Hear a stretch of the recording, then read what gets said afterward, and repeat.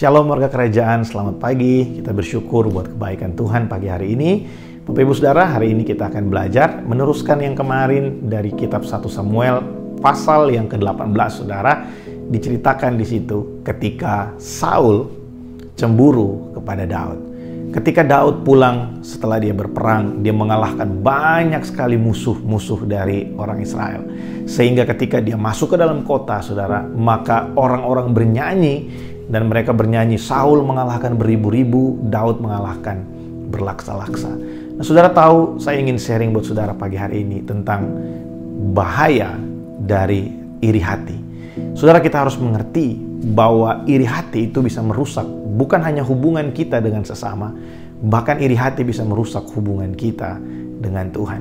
Ketika kita iri kepada orang lain, sebenarnya kita sedang meragukan Tuhan yang bersama-sama dengan kita.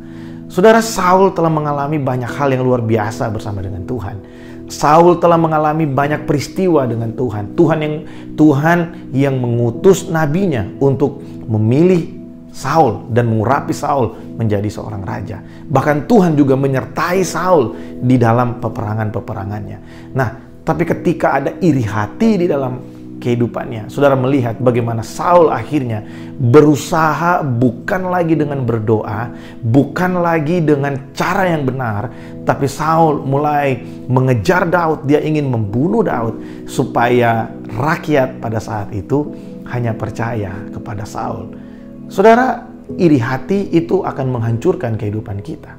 Saudara, kalau kita belajar dari kehidupan Saul akhirnya binasa. Sekalipun Daud punya beberapa kali kesempatan untuk membunuh dia, tapi Daud menghormati Saul yang masih menjadi raja Israel pada saat itu.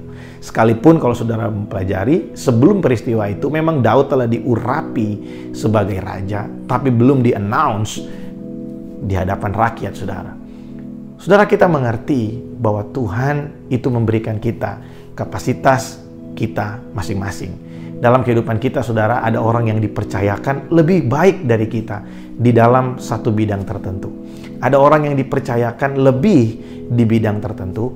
Ada orang juga yang memiliki kelemahan di bidang tertentu. Kita nggak mungkin bisa jadi nomor satu dalam segala bidang, saudara. Kita nggak mungkin bisa jadi yang terbaik dalam segala bidang.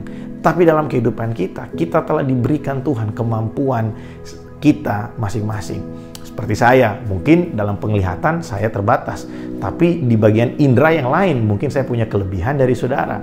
Mungkin di antara kita melihat ada orang yang dalam satu bidang dia sangat lemah, tapi di bidang yang lain dia sangat luar biasa hebat. Ada orang yang memang tidak punya kemampuan berhitung yang cukup baik, tapi kalau saudara minta dia memasak, dia akan memasak makanan yang paling enak buat saudara. Saudara nggak akan pernah bisa dapatkan cara memasak seperti orang itu memasak, karena memang itu bagian mereka.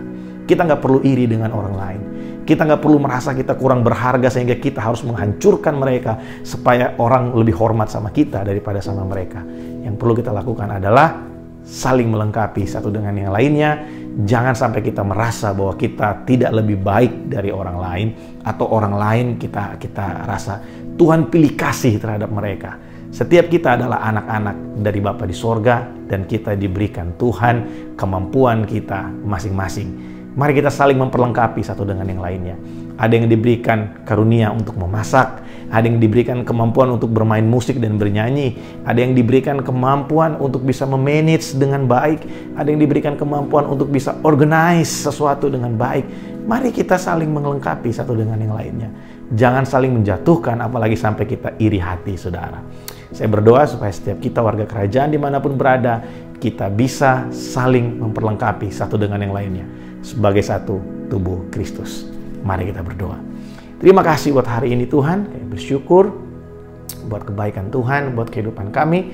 Kami bersyukur karena Tuhan setia. Tuhan memberikan kepada kami kemampuan-kemampuan yang orang-orang lain gak punya, supaya kami bisa saling memperlengkapi satu dengan yang lain. Berkat-Mu ya Tuhan buat setiap kami pagi hari ini. Terpujilah nama Allah kami dalam nama Yesus. Amin.